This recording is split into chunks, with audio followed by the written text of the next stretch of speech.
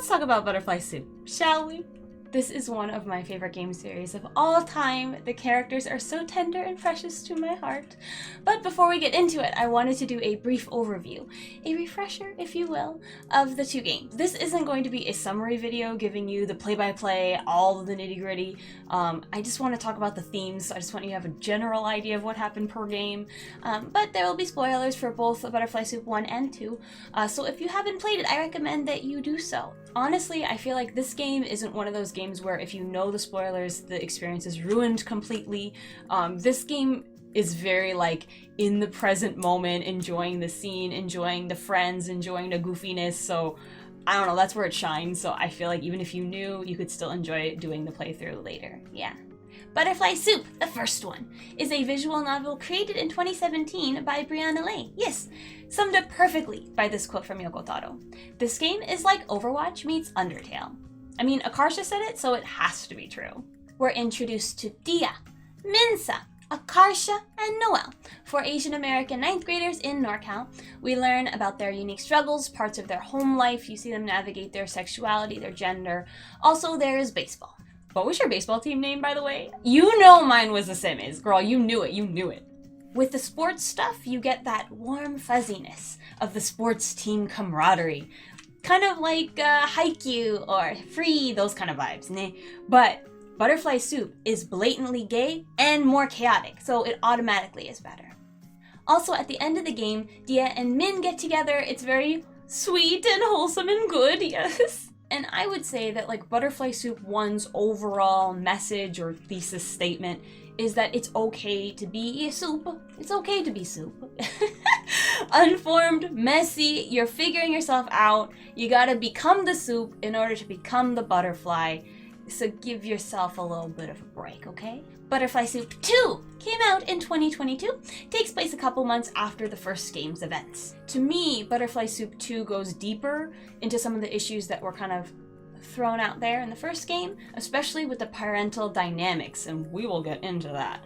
It also explores the blossoming romantic feelings of Akarsha and Noelle, which is such a great contrast compared to the love that Diya and Min have. Two different love stories, probably on like the opposite end of the love spectrum, you know what I mean? Also, something that I personally very much enjoy is that we get to see Diya and Min lovey-dovey happy.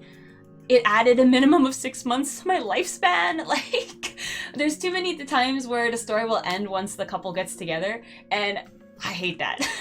Personally, it's so nice to see like the fruits of your labor. You watch this thing slowly develop. It's nice to like see the happy outcome, you know?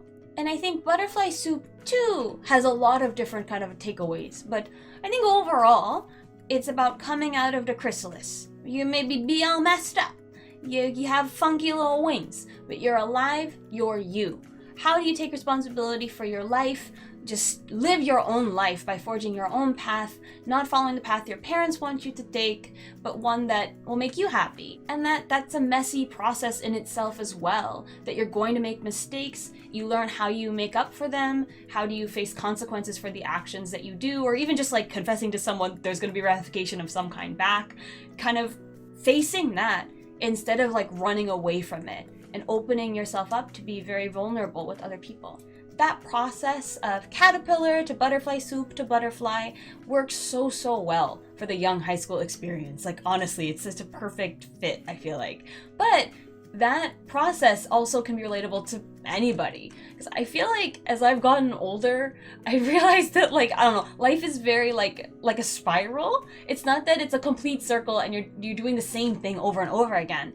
But I think so long as you're alive, you're going to be going through your own changes, and I don't know, somehow the butterfly turned back into a caterpillar at a certain point, and then you have to do this overhaul and change. It's not that you're changing who you are like on a fundamental way, but I think life kind of demands you to adapt to different things that are going on, or you realize like, you know what, I've changed and I don't want this anymore, and that's just part of life. It's always a changing and growing kind of experience. And I'm personally somebody who believes in like, you find the stories when you need to find them, and Butterfly Soup, for me, both the first game and the second game really lined up at the correct phases of my life. Like currently I feel like I'm going through my own like fall spring coming out of the chrysalis all wet and mushy and nasty, trying to figure out life a little bit. So man, this game really came at a good time for me personally. And I think that, I don't know, I'm not alone in that feeling. I think a lot of people, it doesn't matter how old you are or where you're at in your life, this is a really helpful game for a lot of people. And I want to break down why it's so important. Listen, getting realistic portrayals of being a teenage girl is a lot rarer than you might think. At least for me, when I was growing up, I just felt like nothing portrayed the experience in the way that I was having it. Similar to how I feel about Turning Red, Butterfly Soup serves up the realities of being that age in a real and unapologetic way. You got the unbridled joy and tomfoolery with friends that you gotta love. You got the internal screaming, icky, sticky awkwardness time. You got the, I hope this doesn't awaken something in me, and it definitely awoke something in you, girl. The moments, you know, the cringe.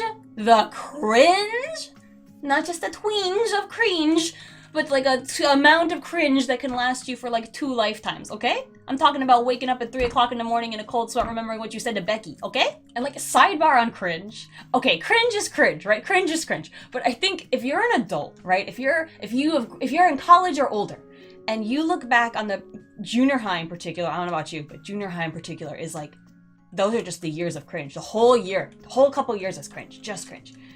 And you look back and you're like, ew, gross, nasty. I think at some point, it's important, at least it was for me, to look back and just really witness the cringe for what it is. You don't look away. You sit and you look at it. You really look at it. You look at those old pictures and you don't go, ew. You go, you know what? That was a baby trying to figure out hormones. That was a baby trying to figure out life. I was the edgelord, and you know what? I was just trying to figure things out, having a hard time, getting too into vampires, okay? And like, I love old Tess, okay? I love a 13-year-old super awkward weeb me. And I hope that you can love your preteen and teenage self too. I think it's important, you know? You embrace it. You thankfully have changed from that time. But you still love her anyway. Anyway, society at large loves to hate on preteen and teenage girls, especially their interests. And I feel like Butterfly Soup does a great job at highlighting all the fun while also showing tenderness and empathy to the bad times, the times you're a doofus, you know? We also get painfully realistic portrayals of growing up with an Asian parent and all the shenanigans that can entail, okay? So full disclosure, I'm biracial. I was raised by a single mom. My mom was born in America. So I don't have the personal, like, lived experience of having an immigrant parent. However, I think around, I don't know, what, like 12? Sometime around like junior high, from junior high up until current day, like 99.9% of my friends are children of immigrant parents. And let me tell you a thing. Some of these storylines in Butterfly Soup are so ooky spooky, exactly what some of my friends have been through. But honestly, that's why this kind of representation is so critical, because sometimes you're alone. Like, what if you are the only child with immigrant parents in your whole school or your whole town? Then what? You don't know anybody. Then what do you do?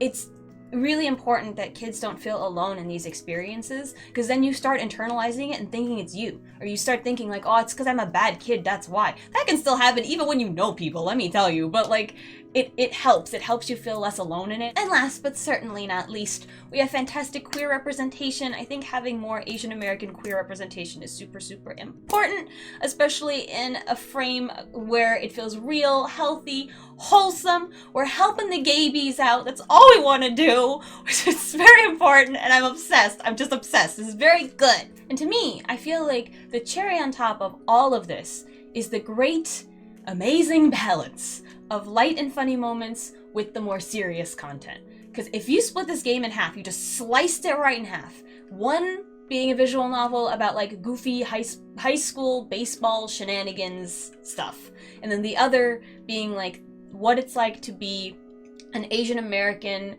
lesbian with immigrant parents and all the struggles that can. If that was 2 separate games, I feel like those 2 games would be fantastic and be important on their own.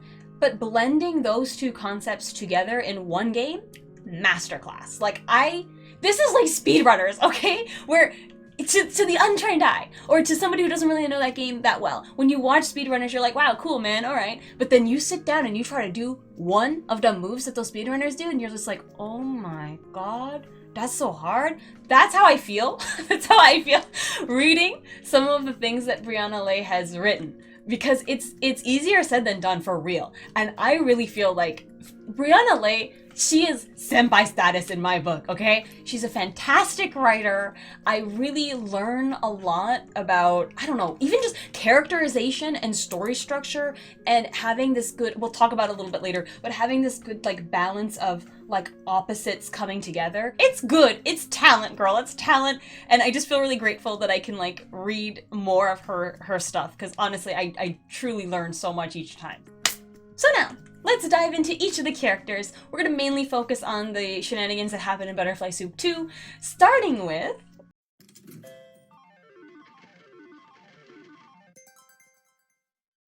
Listen, Akarsha went through it in this second game, okay? In the first, in the first 30 minutes of this video game, she's getting her very soul x-rayed in the garage, getting filet-o fish out there by Noelle. Like, Noelle, girl, you can't just be whipping out the powers of analysis on somebody when they're not expecting it. Like, girl, oh my god. But I also like how that moment was the start of like all the feelings, the start of everything in a way. And it was too real how Akarsha experienced this crush feeling from the like, I want to be in love, everyone's in love, everyone's living except for me, kind of sad girl vibes. I think we have all been there. We have all been there. To like convincing yourself the other person is like secretly in love with you, and then just even being scared of confessing. I think like the first time that you do that, it's like, oh my god, like it's a rush, you know, it's scary. I feel like that stuff, love stuff in general, is really, really hard to navigate, even as an adult. So when you're like 14 and you don't even really have a full, your brain is still developing, girl, it's just, sometimes it can be a mess, you know? But yeah, I feel like this game, it was just really lovely to get to see this like other side, or maybe a fuller picture of Akarsha. It's seeing a more vulnerable side. I really liked that. And also seeing her family. I freaking love Akarsha's dad. He's so goofy. And I don't know, even like a Pratik, the little brother, just being like peak chaotic little bro energy. You gotta love that. Or maybe you hate it. I think it's cute. You get to see how why Akarsha is the way Akarsha is. I really appreciated that.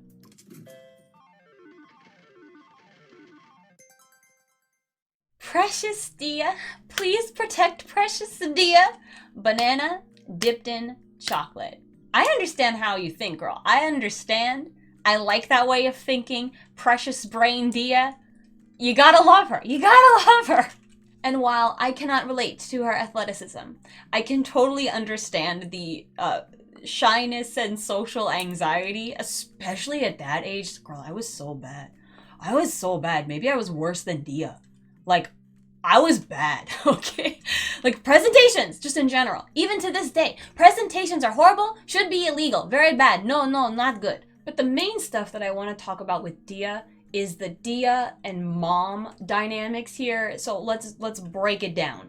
Firstly, the idea of Diya's mom being like really, really shy, not wanting to speak for her own reasons, but kind of inherently passing that down to Diya as well.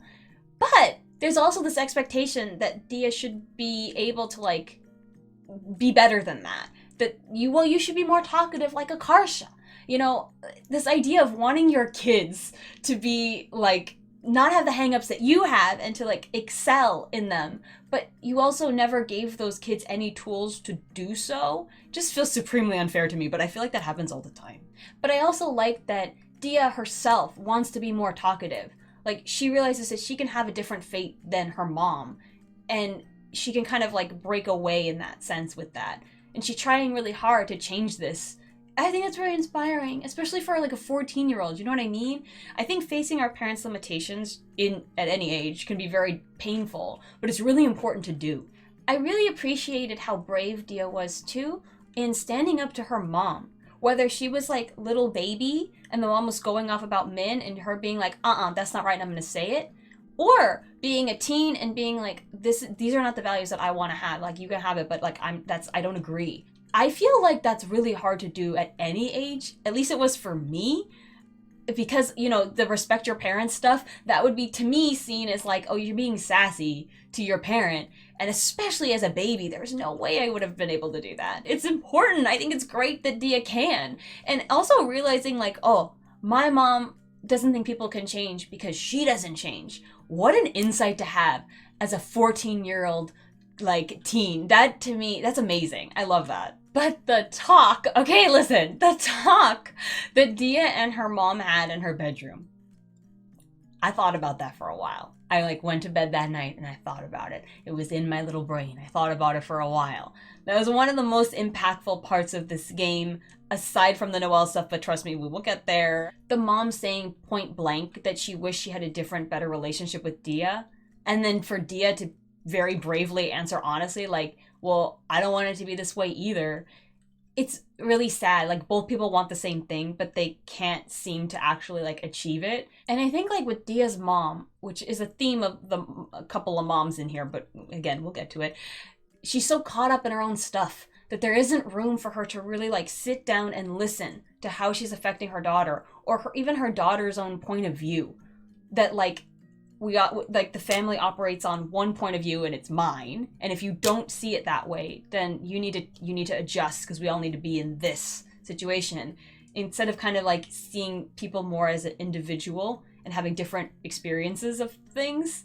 It's sad. It's really hard, and I feel like Diya tried so hard and was so vulnerable, and there was just no understanding. They couldn't connect. It just feels bad. And I think this is, like, not just specific to, like, Asian Americans. I think that this is the unfortunate reality of many parents and children. It can be a really lonely and heartbreaking journey that oftentimes, like, never gets fully resolved. And Diya's line about the relationship being built on air and that her mom has always loved a version of me that doesn't exist. Like, man, that just cuts you right into your skeleton, okay? That line just makes its home in your bone marrow. It just really cuts right through you. But this kind of story is so, so important. It can really help children, and adult children, frankly, looking back on their lives or currently having this kind of conversation with a parent. It makes you seen. It makes you feel seen.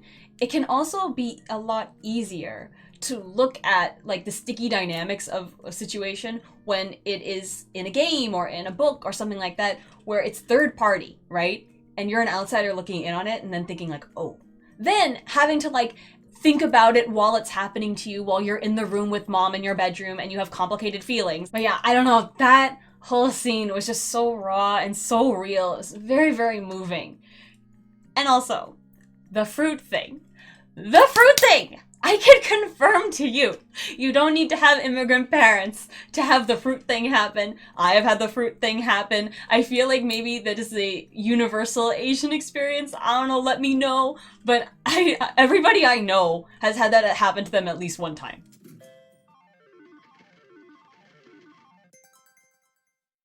Min-Seo also really goes through it and learned a lot in this game.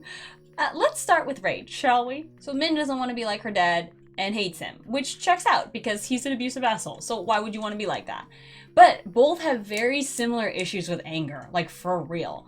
And I think in Min's perspective, she's using her violence and rage for good, right? Like, kill the racists, they're bad. Like, enacting some sort of justice, right? Whereas her dad, as Jun-Seo points out, is just taking his own personal frustrations and anger out on the family, which is objectively very shitty and not good.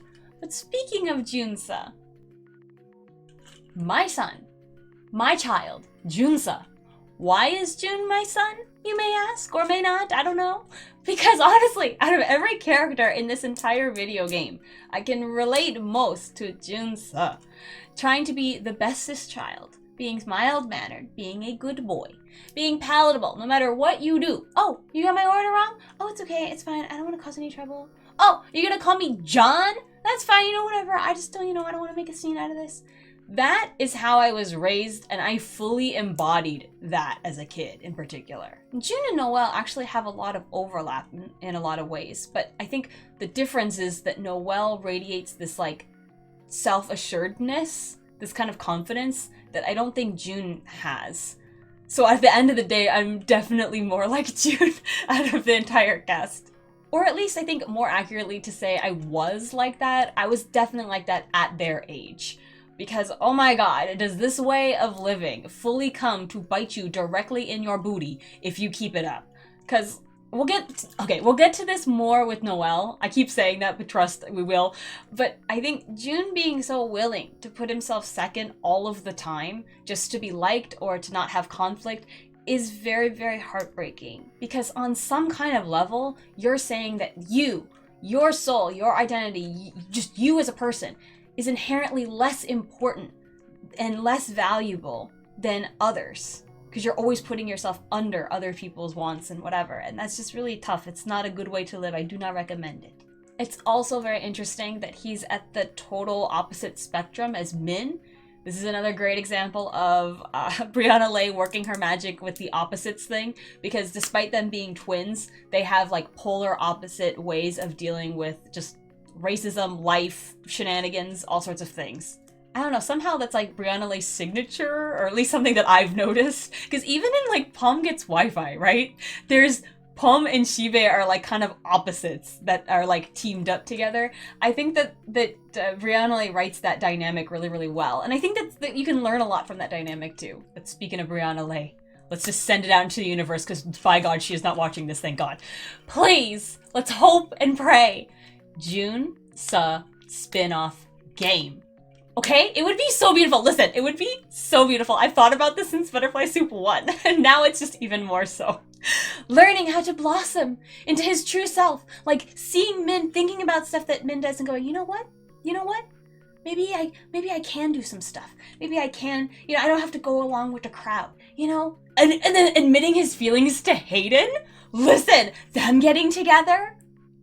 I would die. I would live. This would be so pure. Oh my god, you know who else would be a good spin-off game?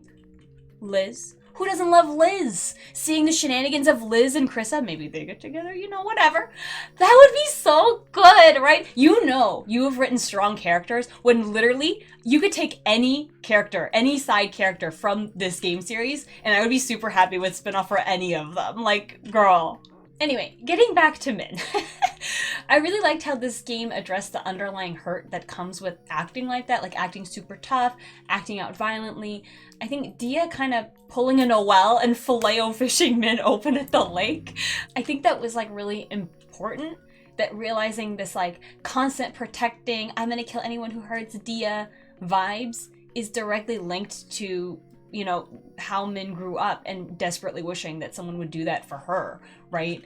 That if Min was the only one to ever stand up to the dad, that means that when Min's on blast, nobody is standing up for you. And that is an extremely lonely place to be. Also, seeing Min be forced to break out of this like black and white thinking of like good people and bad people was really interesting. And honestly, I wasn't expecting this game to tackle racism like this, but it is so, so important. Because that kind of dichotomous thinking leaves no room for mistakes, let alone any kind of redemption. So for Min to be the one that messed up in such a supremely racist way and having to reconcile with that, like figuring out a way to own up to what you've done despite your intentions, despite all the excuses, and just apologize, and like trying to work towards being a better person in frankly a pretty short period of time in a way that many adults would just bolt from the situation. It was inspiring to see that. I also really liked the way that Min's segment ended with like Diya highlighting the good things to Min when she's like acutely aware of all the shitty things about herself, and that like, oh, you're brave, you're resilient, you're cool. It's not a dichotomy like, okay, well now you're 100% bad and Diya's gonna like divorce you or whatever. Like there, and oh my god, I love the line of the world tries to make people into certain shapes, but you fight it on purpose. You try as hard as you can, being this like gender outlaw girl. That is such a good line. But yeah, that's so lovely and true about Min. There's also a really nice line that I like too. It feels like a curtain was suddenly pulled back on something shameful and hidden, exposing it to the blazing sun. But Diya doesn't flinch away, just gazes into her eyes. Like, if that isn't the definition of love, I don't know what is. Like, loving someone's flaws, seeing the grossest, weirdest, nastiest, worst parts of themselves without flinching or judging and just like sitting with that, I think that's so lovely. I thought the way all that played out between Esther and Min felt really real. And it's an important reminder that we all have our blind spots, right? Like our ignorant zones, and that racism is a layered thing. There's microaggressions, there's remarks that come from not knowing things but are like deeply hurtful or deeply othering, and that despite our best intentions, we can hurt other people. And that kind of thing happens all the time, like my daughter Esther pointed out, okay? Learning to listen to those who we've hurt and to own up to the hurt that we've caused is really important. And it's an ever-evolving process. It's not like, okay, I apologized and now I'm suddenly cured of the racism and it's over. Like, we can always be learning and growing and bettering ourselves. And I think it's a very important lesson to highlight because that literally affects like every single one of us. And I also loved seeing how after all of this with Esther, that Min is able to kind of like turn around and tell Grace like, hey, maybe don't fetishize Korean men and want to date Jun-Seo because he's Korean. That's a little like, don't do that. It's important that we call people out on that so we can just, as a society, get better, right? So we can learn. And it's important for us to learn stuff on our own too. I don't want to like take away from that aspect. It's not a good look to just be going out into the world like a wrecking ball and only learning by like hurting other people, offending other people. Like that, don't be like that. Don't be like that. You know, it's important to take our time to learn and try to, I don't know, like fill up those places that we don't really know too much about. But the way that Esther handled all of that, just so full of grace. Speaking of Esther, have we ever seen a more put together 9th grader in our entire lives? I don't think so. My daughter Esther, biracial angel, celebrity artist, wonder teen extraordinaire, you have to love her. Seriously though, I feel like all of these teens are OP in being able to like realize things about themselves, about the world, other people. Otherwise, I was even more clueless and socially terrible than I realized in 9th grade. But I really admire how determined Esther is, using things around her to make her comic, and like just dealing with such a racist comment from Min in a way that, I don't know, I thought was handled very well, like calling her out about it. I don't know, just existing. I can't imagine how hard it must be to be a biracial, half black, half Asian, because just being biracial in general is not super easy, but I feel like that mix comes with its own unique challenges that would be really hard. And like, obviously my experience being biracial is inherently different than Esther's would be, right? Like growing up in America as a half white person, but most importantly, being perceived as a full-on like super white individual comes with a ton of privilege that wasn't afforded to the rest of my family. I think it's relatively safe to say that for a majority of biracial folks out there, you can feel like an outsider, whether that's internally, just your feeling, or externally being told point blank that you don't belong in a group. It's a lot to grapple with, and it's just another layer to figure out when you're discovering like who you are.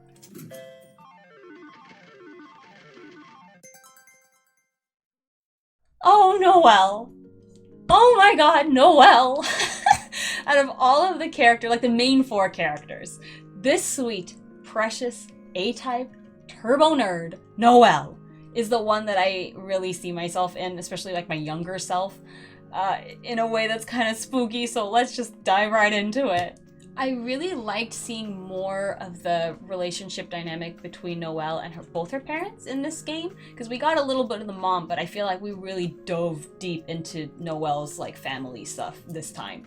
Like, no lie, I think that at the center of Noelle's very soul, there's this like rule-following responsibility characteristic that could not be like removed from her. So like, no matter what happened, no matter where she was born, no matter who her parents were, I feel like she'd have a little bit of that. But seeing how her parents depend on her to do English translation, like with the signs at the airport and stuff like that, it forces Noelle to be in a more responsible, more adult role despite her being a teen. Like, her parents are expecting her to take care of them in a way, and if she doesn't do it, what's gonna happen? You know? That's a difficult place for people to be in. And oh my god, the stuff in Taiwan, girl. The Chunhua is the Taiwan version of Noelle. Noelle seeing how lovely Taiwan is, how close-knit this extended family is, and you like start wondering like, what would my life have been like if my parents never came to America, or if I grew up in Taiwan like Chunhua? This man, I know this feeling way too well. Like, oh my god. As a teen, I also like grappled with this kind of these thoughts. I wondered like, oh, I would probably have more friends, I'd be happier, I wouldn't be so angsty if I was born in Japan, and if my cousin, my Japanese cousin, who is kind of like a similar age as me, was my sister and not my cousin, and we lived there, and blah blah blah. I think when you idealize another place, especially a place that's very different than like America or wherever you're from, and you're like feeling low, you're feeling down about your life, it is a very deadly combo. Like, it's not even about getting lost in the sauce, you're drowning in that sauce, okay? Like, it is seriously bad. And I just can't imagine how hard this must hit children of immigrant parents, though. Because, like, if I went through that phase and can remember the sadness and just, I don't know, loneliness that brings up, it must be like 10 times multiplier for people who were, a majority of their family is from a different country and not currently like with them. But really, at the end of the day, I feel like this is a good lesson in the grass is always greener. I think pretty much every person hits some kind of grass is always greener lesson at some point in their life. At least for me, I feel like the way that I got over some of this is spending more time in Japan than my like teenage self at the time. You start seeing the places where you'd have different problems, or things that you frankly take granted when you live in America, though healthcare ain't one of them. And for me, like, focusing on those things helped me feel better about my current life. I think sometimes you need to have that, like, reframing of appreciating the things that you do have instead of constantly thinking about all the gaps that are in your life. Because, like, frankly, at the end of the day, even if, like, your parents emigrated from, like, a country that was, like, 100% perfect, and your life would have been, like, the best thing ever, like, factually, it's like, it would have been like that. Like, that's not your reality. So at the end of the day, you have to make do with the cards that you have, right? And like focusing on the what ifs and the fantasy lives or whatever, it takes away from the present moment. And I don't know, like gratitude and like where you are right now, to me, that was my way out of the sauce. There's also quite a heavy loneliness for Noelle on that Taiwan trip. That was like really heartbreaking and sad to watch. Like whether it was this like feeling this chasm between her and a grandfather, or like seeing Chunhua hug her mom, and like wondering like, oh, is that how like mother-daughter relationships are like supposed to be? That in particular, that really got me, girl. Or even just like as minor as a freaking oyster omelet and being like, yo, this is like the best, this is so yummy. And the parents being like, nah, it's like subpar. Like, parents, can't you just be like, I'm glad you like it, or something? Also, when Noelle was wondering like, oh, would I cry if my mom died? And like her line about worrying there's something wrong with her, or that she can't form emotional bonds as deeply as ordinary people, like that is just so sad. It's so sad. It can be really easy to internalize that kind of stuff and to take too much of the fault for the kind of like funky relationship. There's too many children in this world that believe that they're bad or unlovable, or there's something like fundamentally wrong with their soul just because they have a weird or distant relationship with their parents. But at the end of the day, the parents are the ones that were the adult in that dynamic. I said this in my playthrough, but I'm gonna say it again for the people in the back, especially the Asian kiddos who are dealing with the, filial piety. I can never say that word, don't worry about it. No, you are not a heartless monster if you don't grieve your parents. No, you are not a heartless monster if you had to cut your parents out of your life. You know I'm serious because I'm finger wagging at you. Is that the dream scenario? No. But everyone's different and everyone needs to do what's right for them. Like, you're the one who knows the relationship. You're the one who knows how you feel and your experience and all that stuff. And some parents just wild out and cannot accept you. They're abusive. They're just like, they are too much in their own stuff that they just can't like listen or really be there for you in any way. And there are times where you just got to protect yourself and set those healthy boundaries. And there's nothing wrong with that. And sometimes those boundaries are no contact. And that's just kind of the way it goes, And finally, the most shook award goes to Mirror, Flower, Water, moon. The way that I discussed that quote and this video game to my actual therapist and applying this phrase to having a normal relationship with your parents, feeling that a normal relationship is never possible no matter what you do. Listen, words hurt, that sent me to the ER. And knowing this can be such a bitter pill to swallow. But ironically, at least for me, this is going off of what I've learned, it's kind of a good thing to actually, if you're able to accept it, it opens up a lot in your life. Because like having this realization and really accepting that, it sets you free. Because you get off that treadmill of like constantly working for something and like desperately craving something that's totally out of your control. The only thing you can do when you have like a weird relationship with your parents is like control what you can control. You can control when you see them or like how you see them. You control what you say to them, how you're gonna react to what they say to you. But that's kind of it. Like you alone cannot correct a funky relationship with anybody, really, because it takes two to tango. And like some parents, no matter what the child does, it's the parents that are the ones that can't get out of their own complexes or are like so caught up in their own struggles that they can't see out of it. And in a lot of ways, that kind of prevents them from really seeing their kids for who their kids truly are. Or that like prevents them from accepting anything but this like perfect projection that doesn't exist of like what a child should be. You know, you can't control those factors, or when a parent's gonna kind of have this realization like, oh wait, well, maybe it's better for me to accept my kid how they are versus like just not have a kid. Like some parents just never get there and they're like, fine, you're dead to me. And other parents get there in 6 months or in a year or in a couple weeks or whatever. Like those things aren't up to you. That's like on the parent. But I think regardless, you got to live your life according to you without worrying so much about other people. And the beauty of this game is that Noelle is able to do that. Like at the end of the game, having that moment with Akarsha and like, you know, even before the dancing together, really like thinking about like, well, what is this preset track that I'm on of like, you know, following the rules set by my parents, this like having this like really hollow and like unrealistic, in my personal opinion, idea of like, I need to have the respectable job, the respectable husband, have children before 30. But obviously more importantly, is that even what you want? Or is that just what you've been told that you're supposed to do? And I feel like the fact that Noelle can, even again, in a pretty short period of time, start realizing like, well, no, what do I want? And it can be terrifying at first to make your own path in this world, especially if that path is filled with a lot of roadblocks and discrimination and homophobia and all sorts of things that are not ideal. And I think like something that's really important to remember is when it is terrifying, that you're not alone in it. Like I've been through that, a lot of people have been through that. And I think that living in this way, like really living and taking full responsibility of your life, your choices, where you're going, grabbing life by both your hands, you know, and making it your own is so lovely and beautiful and important. And for me, this ending of this second game really, really moved me and will always serve as a good reminder of like the bigger picture of what I'm trying to do when I start to doubt myself or feel like the anxious urge, like, you know what, this is stupid. Maybe I should just get back on the path. Like, you know, like I think we've all, well, I don't know. I think a lot of us have been there when you start venturing out on your own or you start really trying to make life in your own way.